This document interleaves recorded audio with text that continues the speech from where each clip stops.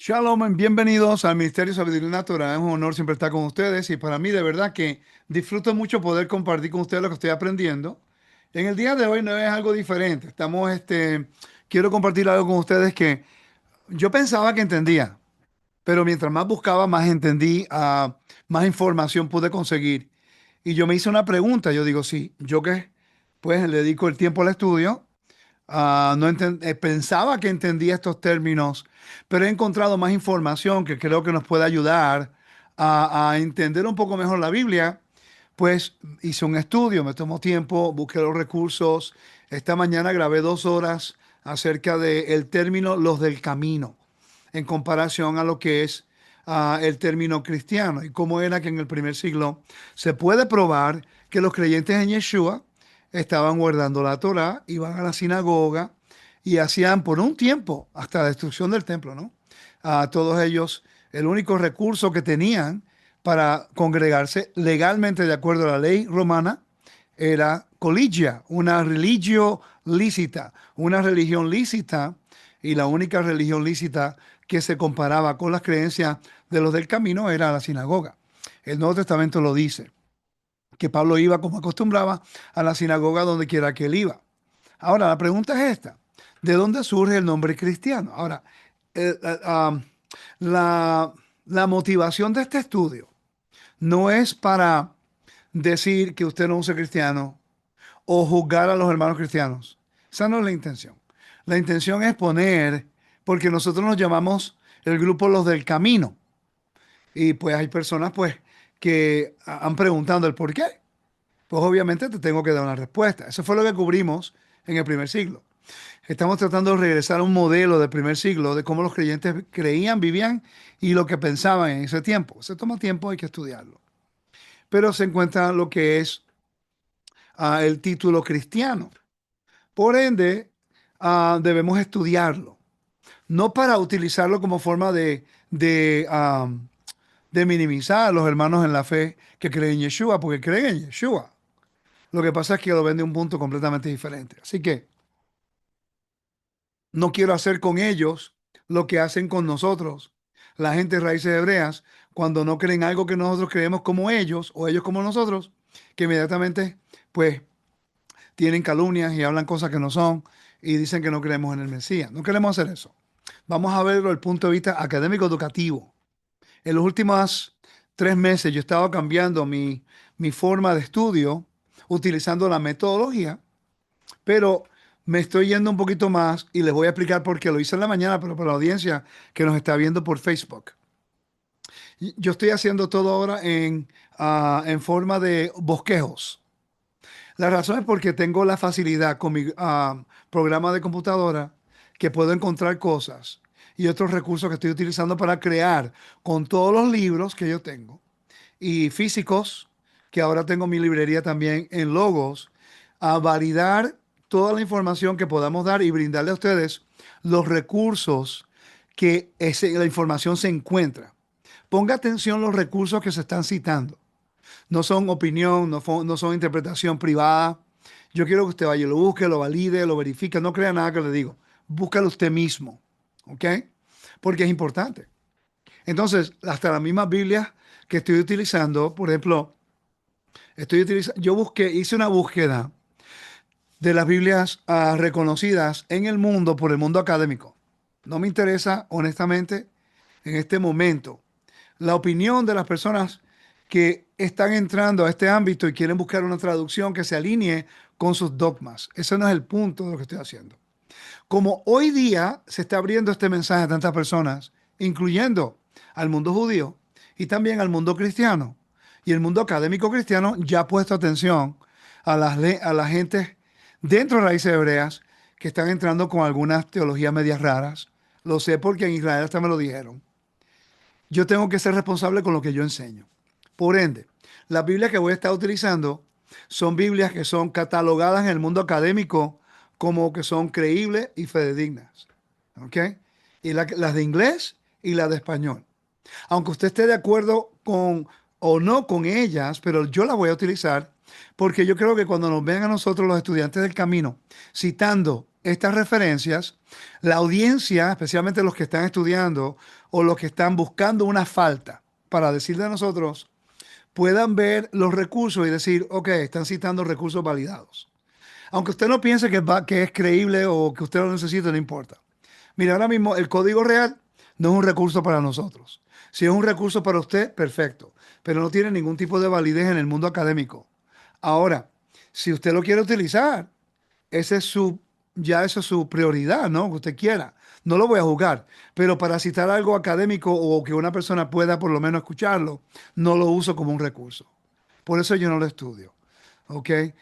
Y la idea es de que seamos creíbles a una audiencia que no nos conoce. Es importante, porque el tiempo de decir, esto es lo que yo creo, tiene que creerlo como yo, y usted no lo valida, se acabó. Entonces yo estaba utilizando la Nueva Biblia de las Américas, una de esas versiones. Pues está utilizando Biblia de Jerusalén primordialmente, que es la mejor catalogada en el mundo como la mejor traducción en español. ¿Ok? Después está la Reina Valera 1960 y algo, no recuerdo cuál es, pero yo voy a estar utilizando esas. En inglés voy a estar utilizando esta, que es la mejor traducción hoy por hoy en inglés, NRSV, ¿ok? La nueva edición. Y después está la JPS, que es la del hebreo, que es la mejor, que es la que tengo detrás de mí acá. ¿Ok? Y la Lexham, que es la que yo uso en inglés. Así que hay algunas traducciones, y la Net Bible, perdón, el Net Bible, que tiene unas traducciones y es más creíble. Muchos dirán, ¿cuál es el propósito? ¿Cuál es la importancia? Credibilidad. Estamos perdiendo mucha credibilidad por las loqueras que se están diciendo. Y tenemos que aprender a ser responsables con la información. Por eso estoy aprendiendo y de ahora en adelante les voy a mostrar todo como un tipo bosquejo, con recursos, bibliografías, para que usted lo pueda validar usted mismo y sepan que por lo menos de acuerdo a cómo estamos tratando de hacerlo nosotros, podemos validar la información. Ahora, si se cree o no es otra cosa y no la vamos a imponer a ustedes, solamente presentarla, ¿ok? Para que así podamos tener mejor información y podamos validarla con más éxito a un hermano cristiano o a un judío, que aunque no crea, no refute los recursos. A lo mejor no le gusta la interpretación, pero los recursos están ahí. ¿Ok? Con eso, la intención del estudio de si se llamaron los discípulos cristianos no es un estudio para crear controversia, aunque es un tema controversial. Lo que queremos investigar en el primer siglo, cuándo surge la palabra cristiano, cómo surge esa palabra, cómo se utilizó y qué significa ese uso de la palabra cristiano dentro del ámbito greco-romano, al igual que la palabra nazareno. Es interesante que yo aprendí en estas semanas, por cierto, hoy mismo estaba buscando, un hermano en la clase de la mañana me hizo la pregunta y en el estudio original de la mañana no lo había pensado. Me puse a buscar rapidito y encontré en todos los recursos que tengo aquí en Logos, de que la palabra nazareno era una palabra derogativa de los judíos a los creyentes en Yeshua. Y la palabra cristiano era una palabra derogativa para los creyentes en Yeshua de los romanos. Quiere decir que los judíos estaban utilizando ciertos términos para minimizar al creyente en Yeshua. Eso es algo que no había anteriormente pensado. Entonces, nosotros nos llamamos los del camino. Hay un movimiento que se llama los nazarenos. Pero hay diferentes vertientes de ese movimiento, por eso no me identifico con ellos, para no crear confusión, así como ya no me estoy identificando como raíces hebreas, aunque le ministro a muchos de los hermanos en cristianismo, raíces hebreas, nazarenos, pero me estoy identificando más como los del camino, con un propósito y con y por algunas razones académicas que he encontrado, prefiero denominarme de esa forma. Así que quiero que consideren la información para que haya un poquito más de claridad de cómo se usaban los términos. Ahora, hoy día la palabra cristiano se utiliza como, no como un contexto derogativo de un creyente, pero sí los judíos lo ven de esa forma. Igual que el cristiano ve al judío de la misma forma. El mismo problema, diferente tiempo, diferentes términos. Pero nos vamos a enfocar solamente en el primer siglo. ¿Cómo se utilizó esa palabra en el primer siglo? ¿Quién lo originó? ¿Cómo se usó? ¿Cuántas veces aparece en el texto en el Nuevo Testamento?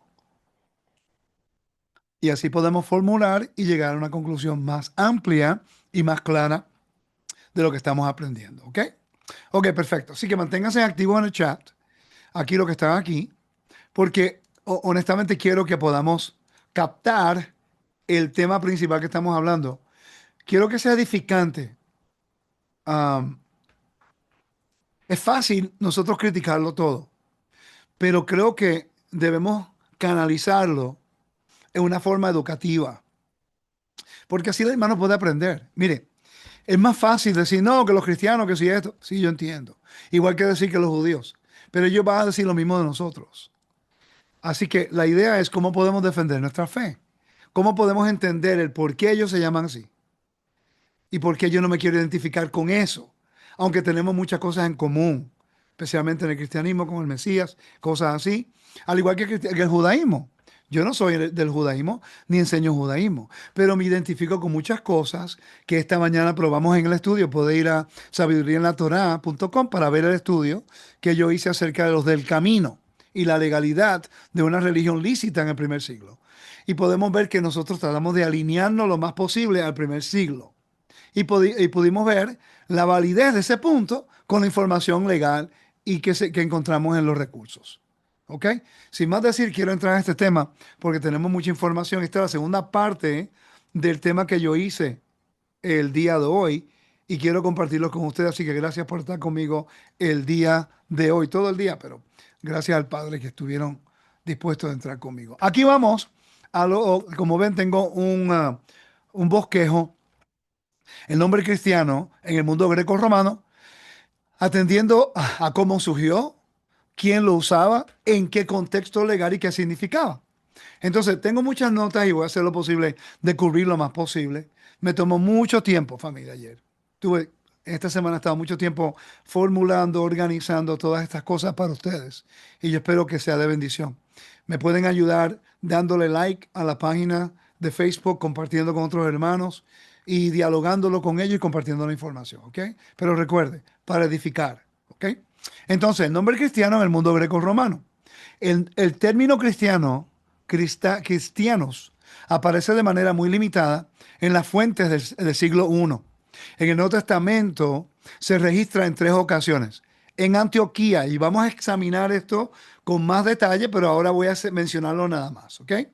En Antioquía, en Hechos capítulo 11, versículo 26, ¿ok? Se le da el nombre, nomen en griego, de lo que es a cristianos, por primera vez. No fue ni en Jerusalén, fue en la dispersión en Turquía, ¿ok?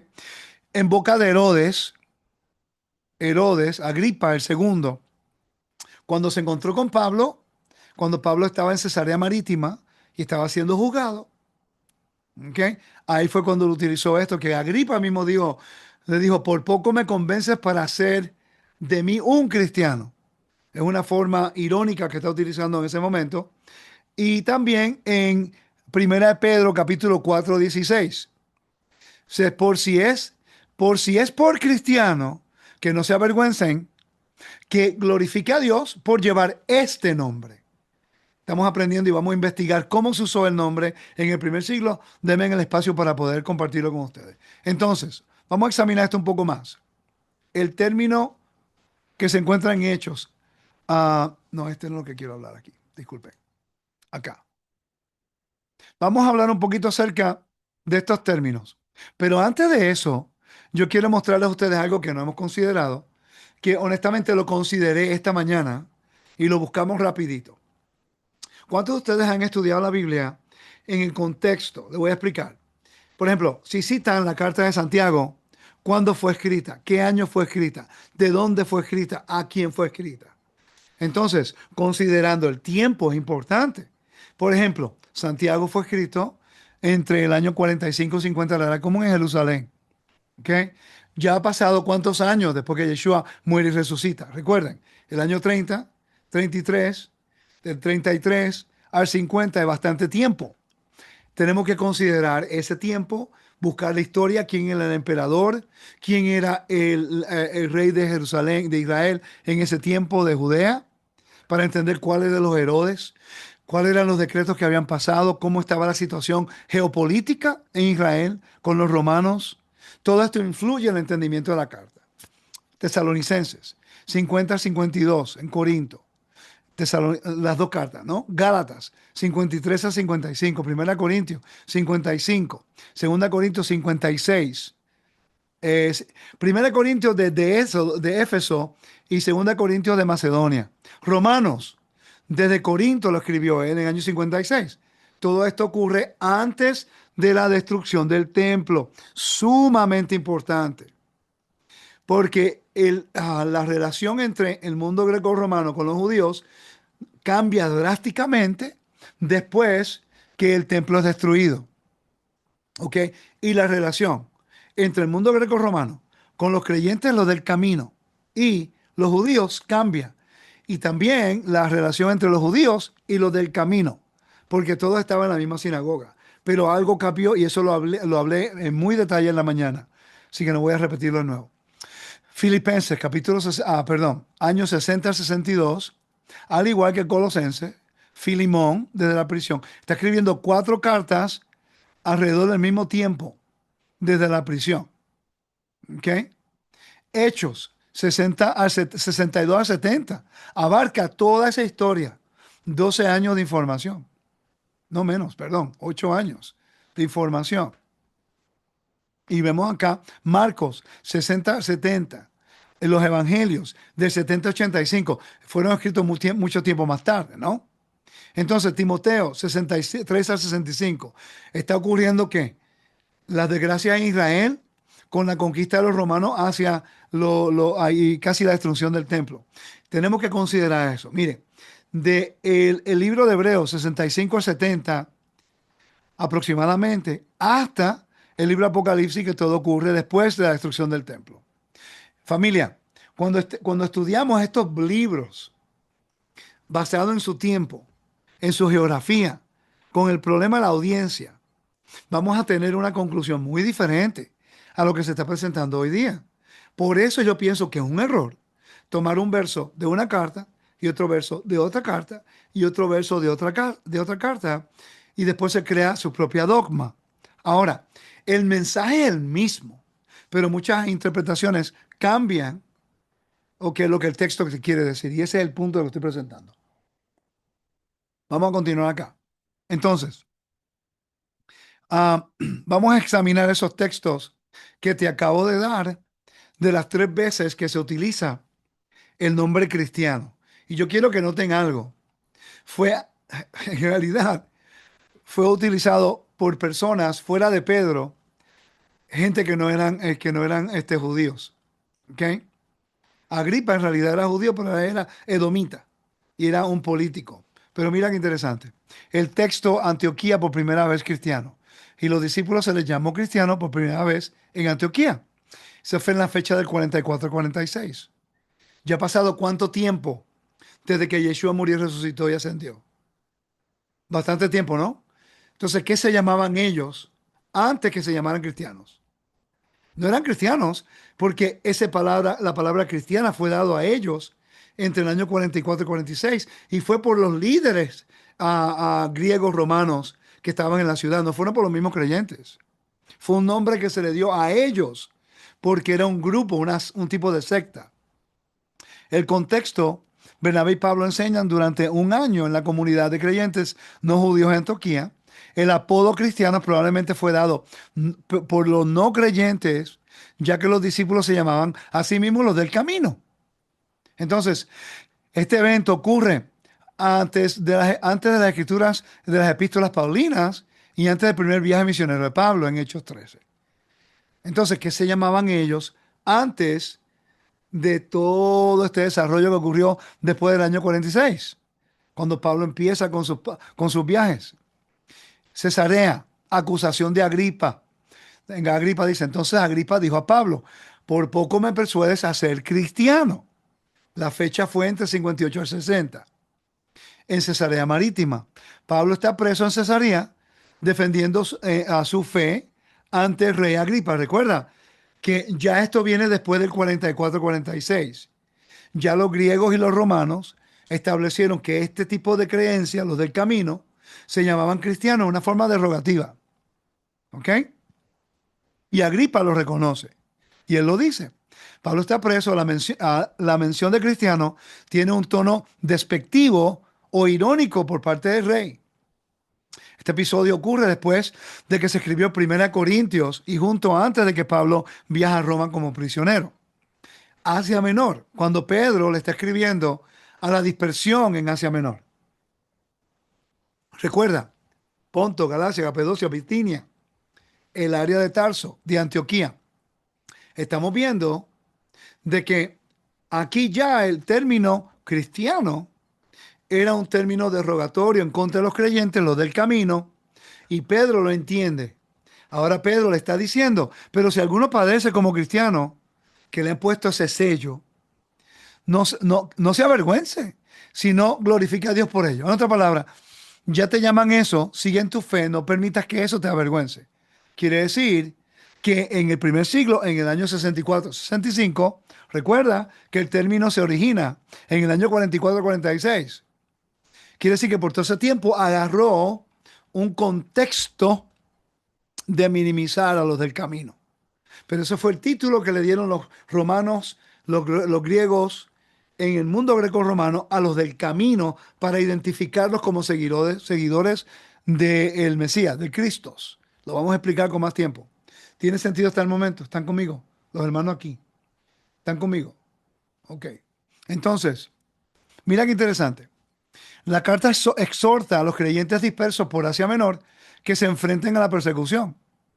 El término cristiano ya es conocido y se asociaba con sufrimiento y oposición, posiblemente en el contexto de la persecución bajo Nerón. ¿Ve?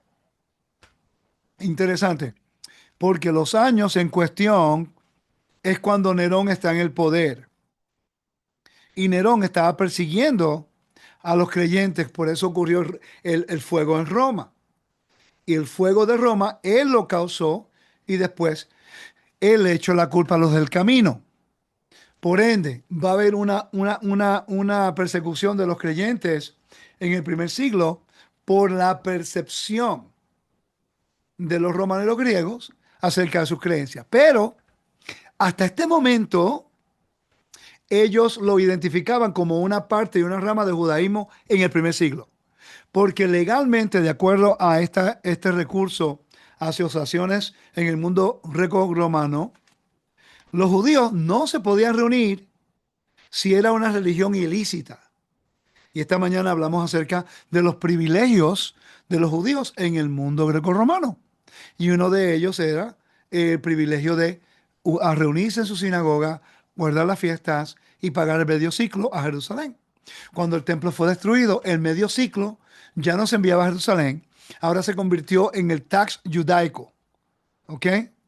Era un impuesto al culto imperial, a lo que es el templo oh my God, me fui en blanco, Dios mío, me fui en blanco. Me viene ahorita en mente. Ah, wow, se me olvidó, pero anyway, tenían que pagar el impuesto ahora a, a uno de los templos de Roma. Eso era ley, porque el templo fue destruido. Cuando eso ocurre en el año 70, todo cambia. La persecución, ya los judíos no quieren a los del camino con ellos. Y los gentiles tampoco quieren ni a los judíos ni a los del camino. Les llaman cristianos. ¿Ok? Recuerda que estas cosas están ocurriendo gradualmente. El templo de Júpiter, sí, gracias. ¿Ok? El término cristiano surge por observación externa en Antioquía. Cuando el mensaje se expande más allá del mundo judío, se vuelve motivo de burla o sarcasmo. Eso es algo que la gente no considera. De burla o de sarcasmo en el juicio de Pablo ante Agripa y termina siendo símbolo de identidad sufriente y valiente en tiempos de persecución. Como afirma Pedro, su uso progresivo muestra cómo el nombre que nació como etiqueta externa se volvió un título de honra entre los creyentes. Perfecto. Pero originalmente no se llamaban cristianos. Originalmente se llamaban los del camino. Ahora entienden por qué nosotros tenemos el grupo de estudio que se llama Los del Camino. Yo no estoy inventando nada nuevo. Yo decidí de desligarme de ciertos títulos para seguir un patrón bíblico, los del camino. ¿Estoy en contra de los hermanos cristianos? No estoy de acuerdo con mucha teología, pero yo entiendo que el término cristiano después se convirtió en la etiqueta que definía a los creyentes en Yeshua, pero con la iglesia romana católica partieron muy lejos de lo que es su forma original en el primer siglo. Por ende, yo no me llamo cristiano de acuerdo a cómo el cristiano vive hoy día, fuera del ámbito de la Torá y muy distanciado del contexto de cómo vivieron en el primer siglo. Ahora, ¿estoy yo en la religión ortodoxa judía? No, yo no soy judío ortodoxo, ¿ok? Ni me llamo tampoco judío. Sí, soy descendiente de sefardí, pero no estoy en la religión de judaísmo. Pero por la investigación que tuvimos, ya entendemos y sabemos que en el primer siglo los del camino pertenecían a la sinagoga porque era el único lugar legalmente en el cual se podían reunir. No fue hasta el año 70, con la destrucción del templo, que hubo una separación por completo. Por ende, en Roca Eterna nosotros seguimos una liturgia. ¿Por qué seguimos la liturgia? Porque ya tenemos evidencia que en el primer siglo los creyentes en Yeshua seguían la liturgia cuando estaban en la sinagoga y hacían las lecturas de la Torá y de los profetas, como lo dice el libro de Hechos. Por ende, nosotros, pues, estamos haciendo lo que el primer siglo los del camino hicieron, que el judío hace toda la semana en la sinagoga. Eso es lo que dice en Hechos capítulo 15, versículos 19 y 20. ¿Ok? Entonces, ¿somos ortodoxos? No. ¿Estamos tratando de imitar o ser ortodoxos? Tampoco. Pero estamos haciendo lo que se hacía en el primer siglo. Por ende, aparenta que estamos enseñando judaísmo cuando en realidad no. Yo espero que esté claro esa aplicación. Porque si en el primer siglo los del camino vivían, comían y oraban y estudiaban como los judíos, porque el único lugar legalmente que podían reunirse, hoy día yo puedo ir a una sinagoga, que he ido a sinagogas en Israel y no me encuentran con ningún problema, al menos que me pregunten si yo creo en Yeshua y yo le voy a decir que creo. Entonces, pues me echan al lado. Pero si no me preguntan nada, yo puedo hacer todo lo que ellos hacen, no tienen ningún problema conmigo. Por cierto, en el mismo Mamila Mall, caminando por el mall, yo he tenido, a Rafi y yo estábamos caminando y nos invitaron a hacer un miñán y hicimos el minjá con ellos en el medio del mall y nunca nos preguntamos si éramos judíos o no. Ahora, que yo entre con cubierto en la cabeza y los cistillot en una iglesia cristiana, un domingo van a decir, ay, hay un judío, me van a tratar de convertir. Y si le digo que creo en Yeshua, me van a decir que estoy judaizando. El mismo problema en los dos lados. El rechazo en los dos lados. Por eso que estoy tratando de traer estos temas, no para crear controversia, sino para explicar la importancia de entender estos términos en su tiempo y su espacio, para que así no haya un conflicto, sino entendiendo de dónde provienen. Espero que eso tenga sentido. ¿Ok? Vamos a seguir acá. Entonces, vamos a hablar del origen y formación lingüística. El sufijo griego latino, ianus, en latín, era común en el Imperio Romano para designar adscripción o pertenencia a un grupo o casa o líder. Por ejemplo, herodianos termina con lo mismo, ianos, ¿ve? Eran partidarios de Herodes, como en Marcos capítulo 3:6. En sus inscripciones romanas se habla de Cesariani, servidores o partidarios del César, ¿ok? Así como Kaiser, ¿ok? Como el Kaiser, es el latín, Kaiser, ¿ok? Es el César. Significa literalmente partidario del Mesías, cristianos. ¿Eso qué significa? El sufijo tenía un matiz político social de lealtad, no religioso, político social de lealtad, más que meramente religioso. Algo que, por cierto, ¿cuántos de ustedes no sabían que el título, el fiscus judaicos, exacto, el impuesto de los judíos? Yo dije tax, el fiscus. ¿Cuántos de ustedes no sabían que el sufijo, ok, tenía una matiz más que ver con política social, de lealtad más que religiosa. Mucha gente no sabe eso. Entonces, ¿cómo era el uso social y jurídico? Ya presentamos el nombre, el origen, formación lingüística y el uso social jurídico. El nombre cristiano surge en un contexto de ciudades helenísticas con fuerte administración romana, como Antioquía de Siria. Según Suetonio y Tácito, en tiempos de Nerón, oigan esto, en tiempos de Nerón, ya existía un grupo claramente diferenciado al que llamaban cristiani. Tácito habla acerca de esto. Tácito lo emplea con desprecio, describiéndolos como una superstición ilícita y peligrosa. Una superstición para Roma. Quiere decir que ya en el tiempo de Nero, ellos pensaban de Nerón, pensaban que ya los cristianos eran una plaga. ¿Ok? Ellos causaron mucho problema en el tiempo de Claudio.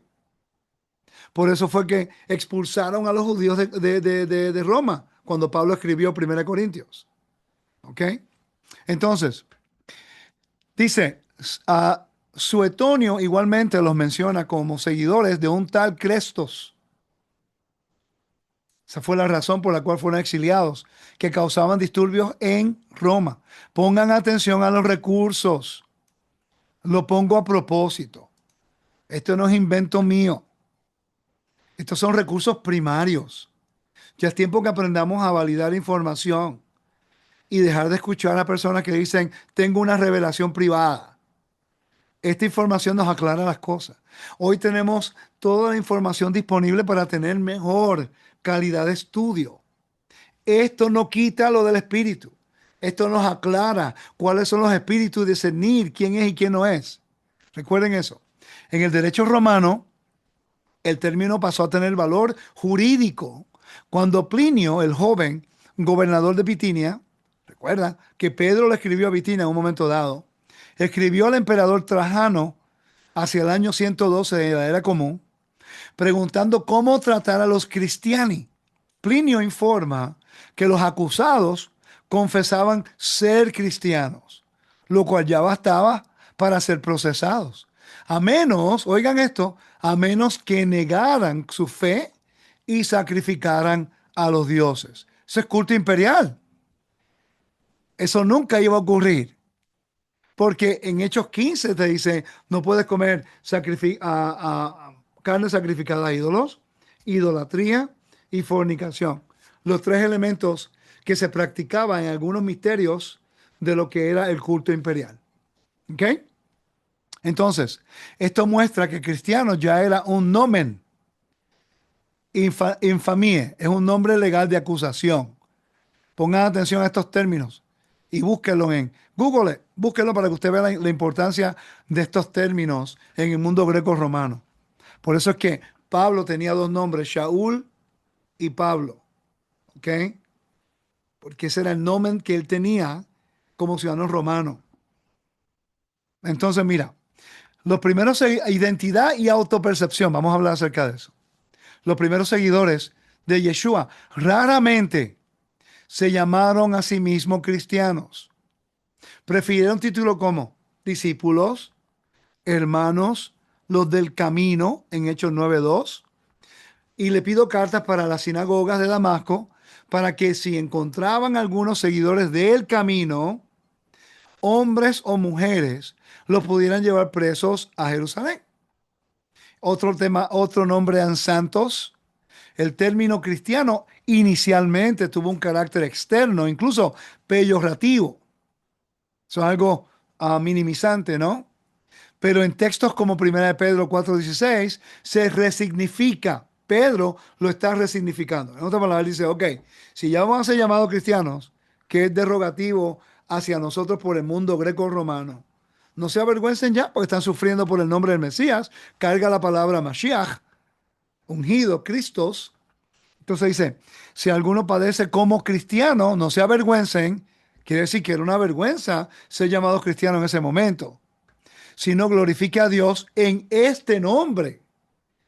Pero es interesante que no fue ni Pedro que lo puso, ni Pablo que lo puso, ni Santiago que lo puso, ni Yeshua que lo puso. Esta es la realidad histórica validada. Ahora, si usted quiere llamarse cristiano, ese es problema suyo. Pero yo me llamo los del camino porque eso podemos validar bíblicamente, que en el primer siglo todos se llamaron de lo mismo. ¿Ok? Perfecto. Es decir, un nombre jurídico y socialmente negativo fue asumido como identidad de honor. Hasta ese momento, en el momento de Primera de Pedro, era un nombre jurídico y socialmente negativo, pero después Pedro dice, bueno, si te dan ese nombre, tómalo como honor, como una medalla de honor, porque estás sufriendo por ser seguidores del Mesías. ¿Ok? Connotaciones legales. Vamos a hablar acerca de la connotación legal. Dice, en tiempos de Nerón, en el año 64 después del Mesías, el nombre Cristiani sirvió para justificar persecución. Mira si esto era tan serio, que Nerón inició un fuego en Roma y le echó la culpa a los cristianos. Impresionante. Solamente para perseguirlos y tener el pueblo romano detrás de él. Mire, a veces estos estudios no son fáciles porque confronta nuestras dogmas, confronta lo que hemos aprendido. Pero la pregunta si usted es esta: ¿hasta cuándo vamos a seguir peleando con evidencia? Porque la evidencia no va a cambiar. La verdad se establece con evidencia. La evidencia establece la verdad. Y por eso nos educamos, para que no seamos manipulados. Porque hoy día hay mucha manipulación con el texto. Y por un lado, la culpa la tiene la audiencia, porque no utiliza los recursos disponibles para validar la información. Yo sé que muchos dependen de mí, yo le busco la información, pero yo no quiero que tú me creas. Yo quiero que tomes el tiempo y lo valides. Por eso te cito los recursos, te los pongo como un bosquejo organizado, para que después no digan es muy confuso, es muy avanzado. No, más fácil no puede ser. Te estamos dando tiempo, año, a contexto cultural, histórico, estamos siguiendo la metodología. Este es el beneficio de la metodología, para que podamos entender mejor y no tener estas peleas de alar y empujar quién está correcto o no. Si una persona hoy día se llama cristiano, yo entiendo que le está llevando el nombre que se le ha dado después de la Iglesia Católica fue establecida. Pero antes de la Iglesia Católica, el nombre cristiano era un nombre que era minimizando a los creyentes en Yeshua. Eso ahora nadie lo puede quitar. De que se convirtió en otra cosa, yo entiendo. Pero estamos examinando en el primer siglo cómo era su uso. Porque no me puede juzgar a mí que yo quiero regresar al modelo del primer siglo y llamar los dos del camino. Porque bíblicamente yo puedo probar que sí los discípulos se llamaron los del camino, pero los discípulos nunca dijeron que eran cristianos. Ahora, eso no quiere decir que ser cristiano no es validez o usar el nombre, siempre y cuando guarda la Torah. Pero yo no me quiero llamar cristiano porque no sigo la teología, la dogma del cristianismo. El cristianismo tiene unas dogmas diferentes. No se guarda el Shabbat, no se guardan las fiestas, no comen limpio, no observan algunas cosas que la Torah nos envía, que en el primer siglo los del camino hicieron. ¿Ok? Para estar claro con eso. Vamos a continuar. Ok. Entonces, en tiempo de Nerón, el nombre Cristiani sirvió para justificar persecución. En la carta de Plinio, en el año 112 de la era común, el simple hecho de llamarse cristianos era punible si se mantenía la confesión. ¿Ok? En el digesto de Justiciano, en el siglo VI, el nombre sigue apareciendo dentro de categorías jurídicas relacionadas con religión prohibida. El término, por tanto, se consolidó en el imperio como una categoría legal de identidad religiosa perseguida, similar a una etiqueta judicial. Conclusión. El nombre cristiano en el mundo grecorromano fue un etnónimo derivado del latín y griego administrativo, surgido en Antioquía como apodo externo. En la sociedad romana, el sufijo ianus lo convirtió en un marcador de lealtad política, la cual facilitó un uso jurídico para acusar y condenar. Solo gradualmente los propios creyentes lo adoptaron como un título de honor, resignificando un término de oprobio en identidad confesional. ¿Ok? Y estos son los recursos, las notas de los recursos primarios que ven acá y la bibliografía de lo que yo utilicé. ¿Estamos claros, no? ¿Están conmigo? Por favor, comenten en el chat porque esto es importante. Yo quiero que seamos creíbles con la información que presentamos. Queremos, los hermanos del camino, esta es mi intención. Mi propósito es que los estudiantes no me sigan solamente porque yo lo digo, sino que podamos estudiar juntos y ver la validez de la información. Que usted misma lo puede ir a buscar, validar. Y cuando lo valida, tiene que tomar decisión. ¿Ok? Hoy día se está desarrollando minimizando los recursos académicos. Y yo creo que eso es un error. Porque por mucho tiempo en la iglesia cristiana estábamos escasos de recursos para aprender. Cuando entramos a lo que era la Torah, yo recuerdo que todo el mundo corriendo al conocimiento, al entendimiento. Corrían y todavía corren a medio mundo a escucharlos. Pero ahora que hay cosas que está confrontando la mente teológica de frente, ¿ok? Ahora pues hay una negatividad de que no hay espíritu en el entendimiento de la palabra.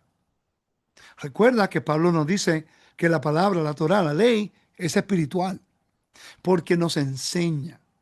Todas estas cosas nos facilita al contexto que la ley, los profetas y por ende lo que el Nuevo Testamento nos está tratando de dejar saber, o las cartas del primer siglo, para entender el mensaje original. No podemos descartar la educación, porque ahora se molestó con el reto teológico que usted tiene y la afiliación que tiene con una ideología basado en la evidencia. La evidencia siempre va a ganar. Nosotros tenemos que fluir con la evidencia y adaptarnos a ella. Le tome 10 años, hágalo, pero no pelee con los mensajeros de la evidencia. Que hay que pelear con el autoego, nosotros, que nos quita y nos limita al cambio, porque es difícil cambiar algo que pensábamos estaba correcto. Te lo digo por experiencia. Constantemente tengo que reevaluar, tengo que rectificar y tengo que adoptar algunas cosas que yo no entendía, que ahora entiendo que son verdad. Y tengo que tener la integridad y el respeto y la reverencia a Dios de adaptarme a lo que Él dice. Y esto es un proceso que se toma toda la vida. ¿Ok? Vamos a continuar. Entonces, vamos al próximo proceso. El próximo punto es una definición filológica. No soy experto en el griego.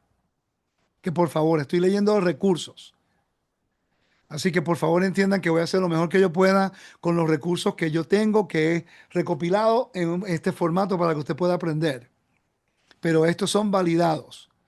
Una definición filológica y contextual de la palabra cristiano, con base en los recursos que tenemos en The BDAG. Todos estos son los recursos validados del griego y bíblicas, ¿ok? Entonces, y vamos a contrastarlo con los del camino. Definición de cristiano. El síntesis y la morfología griega, forma, cristiano, raíz, Cristos, ungido, Mesías. Ianus es del latín. La función es designar pertenencia, relación o lealtad a una persona o líder. En este caso Yeshua como el Mashiach. Pero en el griego es Cristos. Ejemplos paralelos. Herodiani o Herodianos o partidarios de César. Esta es la palabra que quiere decir partidarios de César. César. ¿Okay? El síntesis, el sustantivo adjetival usado como etnónimo. Esto es importante. Etnónimo, que es un etnónimo social. Uno de los de Cristo. Aplicable en plural, ¿ok? Cuando habla de cristianos. ¿Ok? Entonces, el BDAG, que es el mejor comentario en el griego, diccionario lexicón griego y hebreo hoy día, dice que esta palabra es adherente al Cristo, al cristiano, con matiz externo y posiblemente peyorativo en su primera vez, que eso lo podemos probar, porque sí era una forma de minimizar a los creyentes. Quiero en el TDNT, este es otro recurso validado, explica que el sufijo ianos indica un grupo identificado con su líder, en este caso el Mesías, usado primera vez en lenguaje político y militar, no religioso. Por tanto, cristiano era equivalente a partidario de Cristo, del mismo modo que Cesariani eran los partidarios del emperador. Contexto y el uso en el Nuevo Testamento y en el mundo greco-romano. Pongan atención. Y ya yo los cubrí. Los tres lugares que aparece que se usa la palabra cristiano en el Nuevo Testamento. Tres lugares. Y la gente argumentando de algo que aparece en tres lugares. ¿Están aprendiendo algo nuevo ustedes, por favor? En el grupo se está citando algunas cosas que no habían escuchado. Y se han llamado cristianos por 1000 años. Y ahora creyentes en Yeshua y no sabemos qué somos. Somos los del camino. Somos creyentes en Yeshua, pero nos afiliamos con algunas cosas un poquito más observantes, así como ellos hacían. ¿Ok? Porque hoy día la palabra cristiano no representa el mismo estilo de vida. Esa separación se separó completamente en observancia cuando la Iglesia Católica fue fundada. ¿Ok? Por el emperador. Ok. En Hechos 11:26 fueron llamados cristianos por primera vez en Antioquía. El verbo crematizai, recibir un nombre, ser denominado oficiantemente, ¿ve? Implica que el nombre vino de afuera, posiblemente de la administración local o del entorno helenístico de Antioquía. En Hechos 26-28, cuando Agripa habló a Pablo, por poco me persuade a ser cristiano. Uso con ironía y desdén en contexto judicial. Y Primera de Pedro, ya lo hemos hablado, primer lugar donde se resignifica positivamente como identidad propia. En fuentes romanas podemos ver Tácito, que lo describe Cristiani como un grupo condenado. Ahí ya esto lo hemos leído anteriormente. Entonces, la intención del término en la sociedad greco-romana. Esto es importante. ¿Ok? Dice, político, el sufijo implica lealtad a un líder rival del César. Oigan esto. Cristianos, ¿ok? El sufijo ianus implica lealtad a un líder rival. Por eso Pablo dice que si confiesa con tu boca que Yeshua es tu Kyrios, la palabra Kyrios, Señor, era el título del emperador. Ahora hay un problema porque se convierte en un mensaje antiimperial, no religioso, pero político. El reino de Dios a través de Yeshua como el líder en la tierra versus el imperio de la serpiente, que su líder es el emperador.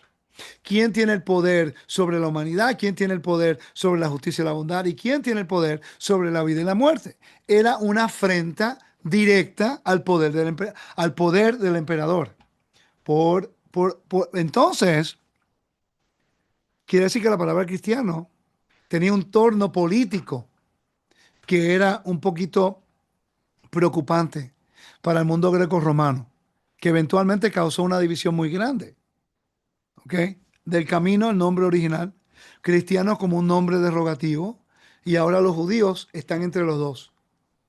Mantengan eso en mente, porque eso se va a desarrollar bastante en la historia bíblica si solamente entendemos el tiempo y el espacio de los libros. ¿Cuándo fue escrito?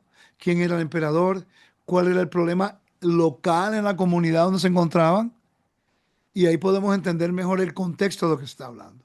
¿Ok? Y yo espero que si alguien lo va a refutar, que lo refute, pero que les brinde a ustedes toda la información validada con sus recursos en contexto, porque honestamente esto es importante y tenemos que hacerlo de una manera correcta, ¿ok? Continuamos. El contraste con perdón, vamos a seguir leyendo acá. Eh, el, el sufijo ianus implica lealtad a un líder rival del César. Llamar a alguien cristiano sugería un grupo que ponía su fidelidad en un Cristos distinto al emperador. Recuerda que el emperador era también un Cristos, era ungido para ese trabajo. Muchas personas no saben eso. Por eso fue que el sumo sacerdote en, perdón, el emperador cuando se convirtió al cristianismo, él se hizo el papa, el sumo sacerdote, porque para ellos el emperador también era un sacerdote. ¿Ok? Social. En ciudades cosmopolitas, Antioquía, el término servía para diferenciar a un subgrupo judío que seguía al Mesías. Y en el aspecto legal, en tiempos de Nerón y luego de Plinio, el nombre adquirió una connotación judicial que ser cristiano no era solamente una identidad religiosa, sino un estatus legalmente peligroso, similar a un crimen de asociación ilícita. Y el estudio de esta mañana hablamos todo acerca de esto. ¿Ok? Contraste con los del camino. En Hechos capítulo 9, versículo 2, 19:9, 19:23, a Hechos 22:4, 24:14 y 24:22, se usa la expresión los del camino. Esa es una expresión interna, autodefinición. El camino evoca a dos versos en el libro de Isaías, que es la vía de santidad y el camino del Señor. Cuando buscamos a Isaías y leemos esos versos, lee de esta forma: tu voz clama en el desierto, abren camino a Adonai, tracen en la estepa una calzada recta a nuestro Dios. Y en Isaías 35:8, habrá allí una senda y un camino, vía sacra, se las llamará. ¿Ve? El camino de los del camino. The way. Por eso es que yo he decidido desarrollar un grupo de estudio que se llama Los del Camino, para acercarnos lo más posible a cómo se vivía en el primer siglo. Si usted quiere ser parte de ese grupo, me deja saber. Estamos en Sabiduría en la Torah. Tenemos un chat de metodología de Telegram que puede entrar. Tengo cursos del templo. Tengo un chat de Facebook específico solamente para los del camino. Usted puede buscarlo en Facebook y yo los integro para que puedan estudiar. Ahora, tengamos cuidado de que este conocimiento y esta información,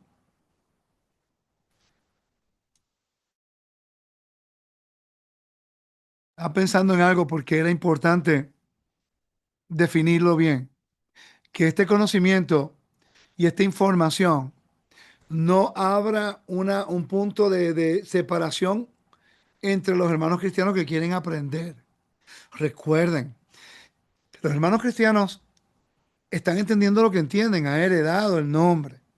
Y muchos de ellos, así como nosotros salimos del cristianismo, estamos buscando. Lo que queremos es educarlos, decirles a ellos: mira, la razón por que ustedes tienen este nombre es por esta razón. Hubo una división, se originó de esta forma, después se convirtió así como una identificación, porque el mundo romano adoptó el cristianismo como la religión oficial del reino, del imperio romano, pero hubo un sincretismo, lo mezcló con todas las religiones, y eso sí no es permitido. Después vinieron los protestantes, que ahí hubo una gran oportunidad de regresar al modelo del camino, pero no fue así. Se siguieron llamando cristianos. Por ende, hoy día el judío ortodoxo, el que no estudia el Nuevo Testamento, conoce cristianos. Para un judío ortodoxo, un católico, adventista, pentecostal, un testigo de Jehová, todos son católicos para ellos, porque son cristianos. Y él no sabe que hay diferencias teológicas. Como se llaman cristianos, dice, católicos.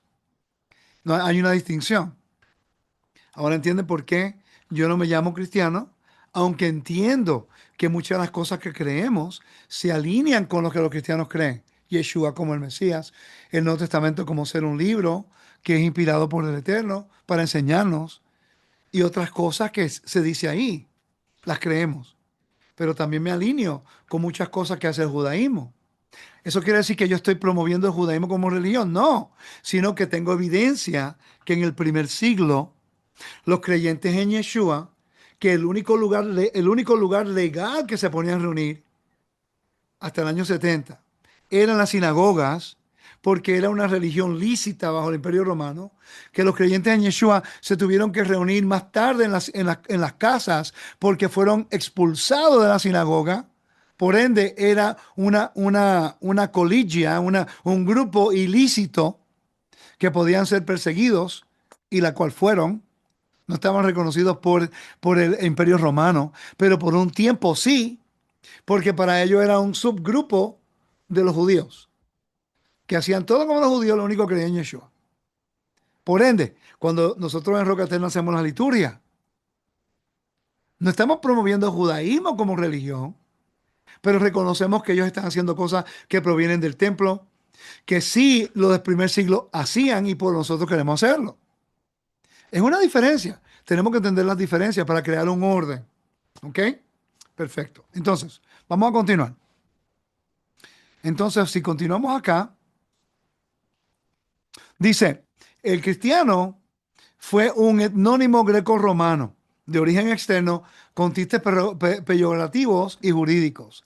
Esto es importante entenderlo. ¿Ok? Entonces, aquí están las notas con las bibliografías y las referencias. Vamos entonces a buscar, voy a ir a lo último acá. La pregunta es, ¿se llamaron cristianos a sí mismos los discípulos o apóstoles? Esa es la raíz del estudio que quiero hacer hoy. Ya hemos hablado de las 3 ocasiones cuando se llamaron cristianos en la Biblia. No fue ni Pedro, a él mismo se llamó. Él reconoció que el nombre fue un nombre que le dieron que estaban sufriendo, por ende, él dijo, tómenlo como honor en vez de vergüenza. Pablo nunca lo usó, ¿ok? Que yo recuerde, nunca lo usó. Puedo estar equivocado. Pero lo usaron en contra de Pablo. Cuando Agripa dijo, por poco me persuades a hacerme cristiano. ¿Ok? Entonces, las autodesignaciones preferidas en el Nuevo Testamento, ¿cuáles fueron las que ellos dijeron que eran en el primer siglo? Los primeros seguidores de Yeshua se describían a sí mismos en otros términos, como discípulos. El término más común en Hechos 6, versículos 1 y 2. Por aquellos días, al multiplicarse los discípulos, ¿por qué no dijeron cristianos?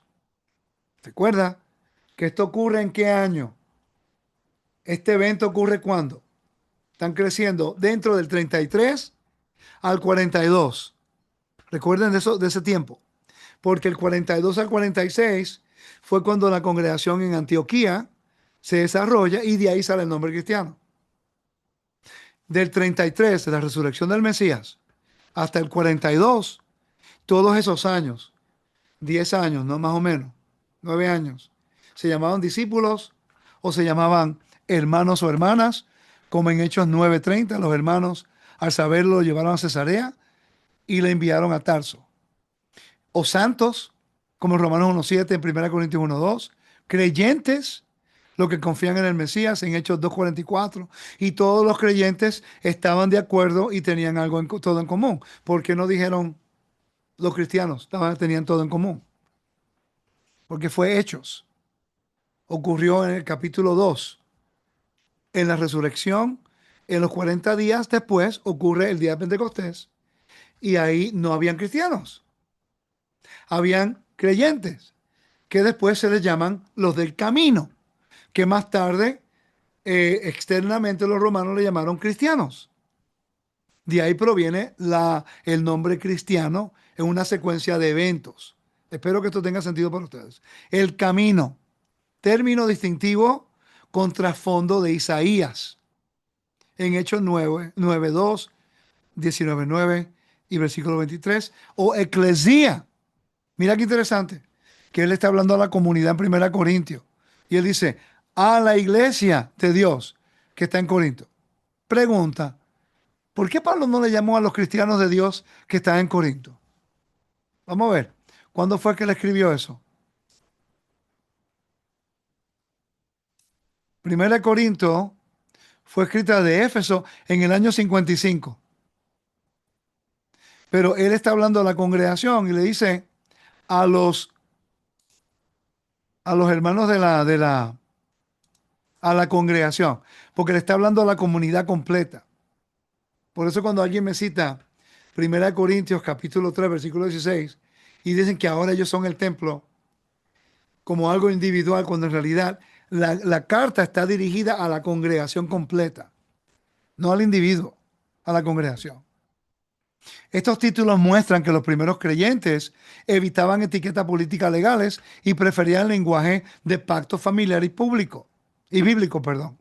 Contexto jurídico grecorromano, como lo vemos con Tácito y Suetonio. Usar cristiani como un término, como un etnónimo externo, a menudo peyorativo. Y como le había leído anteriormente de Plinio, el joven. Entonces, esto confirma que cristiano era una etiqueta social y jurídica romana, no una identidad elegida por los propios creyentes en el primer siglo. La postura apostólica hacia el nombre muestra un nombre impuesto en Hechos 11:26 y primera de Pedro 4:16. En ninguna parte, Pablo, ni Pedro, ni Juan, ni Santiago u otro escritor apostólico dicen nosotros somos cristianos como título propio. Quiere decir que tenemos la evidencia la cual apoya de que en el primer siglo los creyentes no se llamaron cristianos. Y esto es algo, familia, que tenemos que respetar. ¿Ok? Porque si no, vamos a seguir peleando por estos términos, cuando en realidad hoy día los términos cargan una connotación un poquito diferente a la que cargaban en el primer siglo. ¿Por qué la gente se opone cuando decimos que somos los del camino? No entiendo por qué hay oposición a algo que los mismos discípulos y los apóstoles se llamaron. Es que no entiendo. O es porque no quieren cambiar de lo que tienen, o porque no se quieren identificar con algo que se acerca más al estilo de vida que la Biblia nos explica. Entonces ahí es donde entra la controversia. Recuerden que hoy una persona cristiana cree algunas cosas diferentes que en la forma que legalmente estaban apuntando a los del camino, porque en el primer siglo los del camino estaban asistiendo a las sinagogas.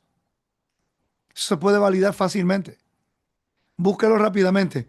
Religión lícita y religión ilícita en el mundo greco-romano, y puede preguntar, ¿eran los del camino o los judíos religión lícita en el primer siglo o en los primeros 40 años del primer siglo? Pregúntenlo y lo van a ver. ¿Ok?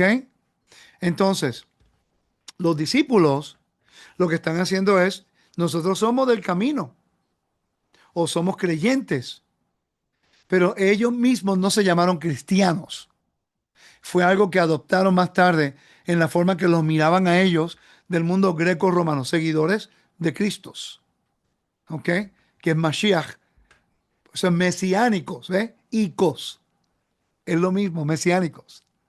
Seguidores del Mesías. El mismo contexto. ¿Ok? Así que es importante entender estas cosas. Ah, entonces, mira, Pablo nunca, voy a leer algo que escribieron aquí. Pablo jamás usó el término cristiano en sus cartas, ni para sí ni para otros. Él prefería describir a los creyentes en términos relacionales y espirituales, como santos, hermanos, lo que le acabo de hablar ahorita. ¿Ok? Y es importante entender esto. Ahora, quiero hacer una salvedad. No estoy diciendo que si usted se llama cristiano, que no cree en el Mesías. Yo no estoy diciendo eso. Lo que estoy diciendo es que hoy día la palabra cristiano está conectada con un estilo de vida la cual el cristiano en el primer siglo no seguía. El cristiano, vamos a hablar desde el punto de vista greco-romano. Para un mundo, en el mundo greco-romano en el primer siglo, un cristiano era un seguidor del Mesías que vivía como los judíos, pero que seguían a Yeshua. Un cristiano hoy se autodenomina como una persona removida completamente del estilo de vida por la cual en el primer siglo los del camino vivían. No guardan el sábado, no guardan las fiestas, no comen limpio, no observan el mandamiento. Por ende, yo por eso no me puedo llamar cristiano, porque la definición moderna de ese nombre no representa el estilo de vida de cómo lo percibían los romanos a los del camino que le llamaban cristianos en el primer siglo, porque sabemos que guardaban Torah. Honestamente no creo que puedo presentarlo mejor que eso, la mejor forma que puedo hacerlo. Vamos a tocar entonces un poquito acerca del término, a ver si lo consigo aquí, el término nazareno, porque alguien me hizo la pregunta hoy y creo que fue una pregunta válida, me puse a investigar un poco y quiero por lo menos tocar algo. Pude entrar a Logos y me pudo dar la información un poco rápido, gracias a Dios. Me tomó el resto de la tarde ponerlo en un tipo de orden. Vamos a ver aquí. Creo que está aquí. Deme un segundo.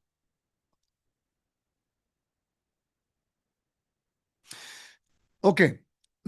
Aquí están los términos peyorativos usados en fuentes antiguas contra los primeros creyentes, judíos y cristianos. Mira qué interesante. Los judíos llamaban a los del camino nazarenos y los griegos llamaban a los del camino cristianos. Los dos términos para minimizar a los creyentes en Yeshua. Nunca lo habían considerado desde ese punto de vista. Interesante. Mira qué dice acá. Dice, contra los seguidores judíos de Yeshua se llamaban nazarenos.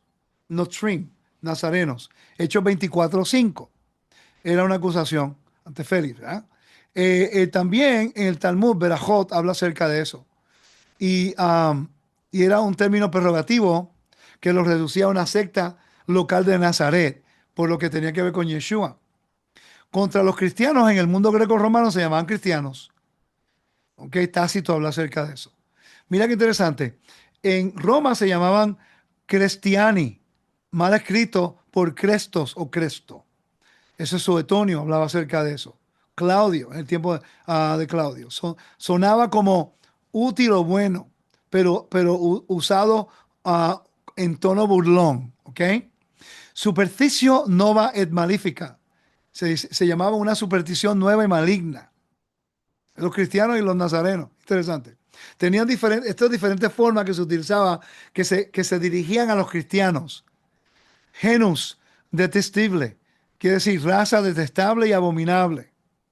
Lenguaje de odio contra la comunidad cristiana. Ateo, mira qué interesante, le llamaban a los cristianos ateos. Oigan esto. Usado por autores griegos contra cristianos y judíos porque rechazaban a los dioses del panteón. Para un romano, no honrar a los dioses era ateísmo, crimen religioso. Interesante. Odium humani generis, enemigo del género humano. Acusación de que los cristianos odiaban a la sociedad por no participar en los rituales públicos del culto imperial. ¿Están viendo la enemistad que había con los judíos? Añádele ahora a los creyentes en Yeshua, los del camino, dentro de los judíos, hablando de otro Mesías y de otro rey que no era el emperador. Caníbales, se llamaban rumores populares, acusaban a los cristianos a comerse niños en banquete, alusión a los mitos de canibalismo. Eso lo dicen hoy día los judíos. Y orgías secretas. Acusaban de que agapes eran orgías. Menciona que investigó estos rumores y no encontró pruebas. Quiere decir que había siempre unas calumnias en contra de los creyentes. Ahora podemos entender cuando en el libro de Apocalipsis, la sinagoga de Satanás, que eran los que calumniaban en contra de los creyentes, están llamando a los creyentes estos nombres. ¿Ok?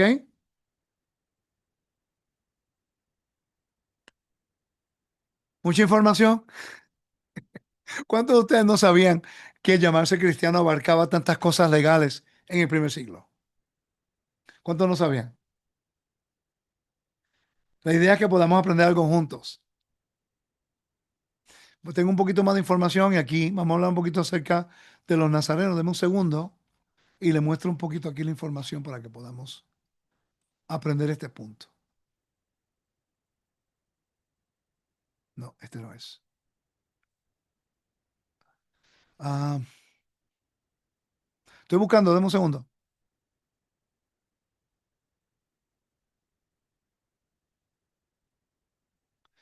Interesante porque cuando usamos estos términos, es impresionante la claridad que podemos tener al encontrarlo y poder entender mejor la Biblia. Para mí es algo que me siento tan emocionado, honrado. Es un privilegio poder ayudar al pueblo del Mesías, poder entender estas cosas un poco mejor, porque yo también tengo las preguntas, ¿ok? Es normal. Todos nosotros tenemos las mismas preguntas y tenemos que responder a ellas. Son cosas que venimos aprendiendo, que yo creo que ya le leí lo que quería, que en el mundo greco-romano se llamaban cristianos y en el judaísmo le llamaban los nazarenos. Sí, ya yo lo leí. Eso es lo que quería leerle. ¿Ok? Así que, ¿qué hemos aprendido hoy? Vamos a repasar. Que el nombre cristiano en el primer siglo, en el tiempo de los del camino, el título oficial eran los del camino, o los santos, o los creyentes.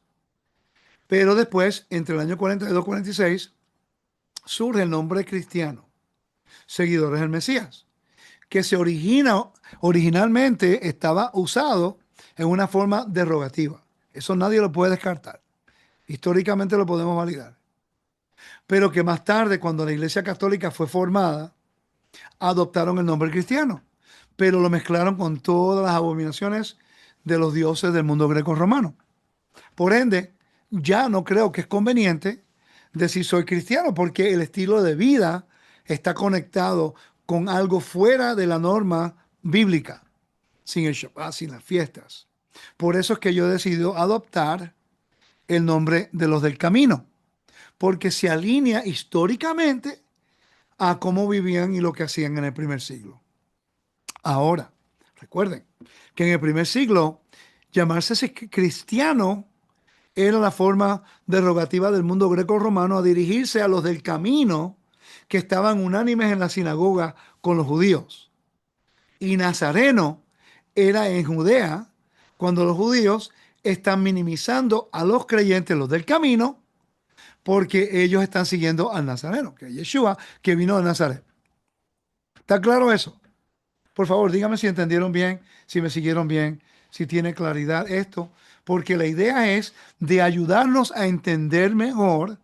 ¿Me pueden conectar para tener una idea? Para entender mejor el contexto. Y así, cuando nos escuchan decir, nadie dice nada, cuando nos escuchan decir que somos del camino, no empieza a apuntar el dedo diciendo que no sabemos lo que estamos hablando. Estamos muy claros lo que estamos haciendo. Ahora, si queremos estudiar, educarnos, avanzar en el contexto fundamental bíblico, considere entrar al grupo de estudio. No es una organización, no es otro tipo de organización de manipular a la gente. Solamente queremos compartir lo que aprendemos con ustedes. Si decide unirse con nosotros y tiene una congregación, seguimos el modelo. Se adoptan las cosas que nos identifican como esas personas que nos acercamos al primer siglo. ¿Ok? Pero recuerde, yo no estoy enseñando judaísmo como religión, pero sí hacemos algunas cosas que el judío hace. Porque en el primer siglo los del camino practicaban las cosas que no había una distinción. Para los romanos eran lo mismo, excepto la creencia en Yeshua. Y por eso es que vamos ahí. Pero yo no promuevo nunca convertirse a judaísmo rechazando a Yeshua. Nunca. Eso no va a ser nunca un mensaje mío. ¿De rechazar a Yeshua? No. Si no lo he hecho en los últimos 26 años, con toda esta evidencia que he podido entender, no lo voy a hacer ahora. ¿Ok? Entonces, el problema es que la gente se ve se convierte, falta identidad. Pero tendrán que aprender sus propias lecciones cuando entren en un lugar, porque muchas de las personas que han abandonado al Mesías por querer la identidad de una religión, cuando en realidad nuestra identidad es en el Mesías, y la gente se olvida que él era un rabino, el Hijo de Dios. Él es nuestro soberano, nuestro benefactor, el rey que Dios va a poner sobre nosotros. Es nuestro Mesías, que se sienta a la mano derecha del Padre, pero también enseña a Torah. Él es nuestro rabino. Entonces yo no tengo que buscar y abandonar a mi rabino, que es el Hijo del Todopoderoso, que nos enseñó Torah y nos dirigió de nuevo el camino de la verdad para aceptar otra religión, sea el cristianismo o el judaísmo.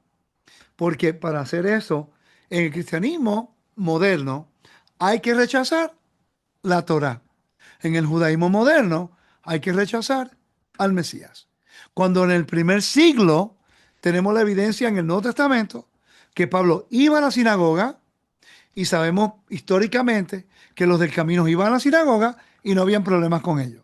No fue hasta más tarde que el tono del mensaje fue, cuando Pablo entró, entendió el misterio del Evangelio para todas las naciones, y cuando los gentiles empiezan a entrar, ahí crea un problema político, porque el reclutar a estas personas representaba un rechazo al emperador, al culto imperial, al estilo de vida pagano, entrando a un convenio con el Dios de Israel, y ahora las sinagogas se encuentran con un problema. Tantos gentiles entrando a convertirse, buscando la protección de la sombrilla de los privilegios que se les dio a los judíos, y ellos se convertían para que se trataran mejor. Y se convierte en un problema político. De ahí en adelante el mensaje de Pablo es un mensaje en contra del imperio. Y por eso que mataron a los discípulos y a los apóstoles. Porque el mensaje era el contraste. ¿De quién es el reino de Dios? ¿De Dios de Israel? A través de su hijo Yeshua. O el reino de Roma que tenía dominio sobre el mundo. A través del emperador. ¿Quién tiene el dominio sobre la vida y la muerte? El Dios de Israel. A través de la resurrección del Mesías. No el emperador.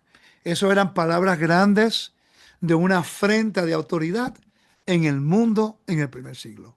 Así que consideren la información, valídenla, investiguenla, compártanla, aprendan. Esto porque le va a ayudar mucho a cómo reconciliar hacia dónde nos dirigimos y con el enfoque y la estructura que estamos desarrollando en los estudiantes del camino. Que el Eterno me lo bendiga, me lo guarde. Espero que esto sea edificante para ustedes. Y espero de verdad que se unan con nosotros a estudiar, no a discutir, sino a crecer, para poder crecer y encontrar gracia delante del Todopoderoso, que nos ama y nos dio a su Hijo Yeshua, para que nos podamos acercar a través de ese rescate que pagó por nosotros. Shalom.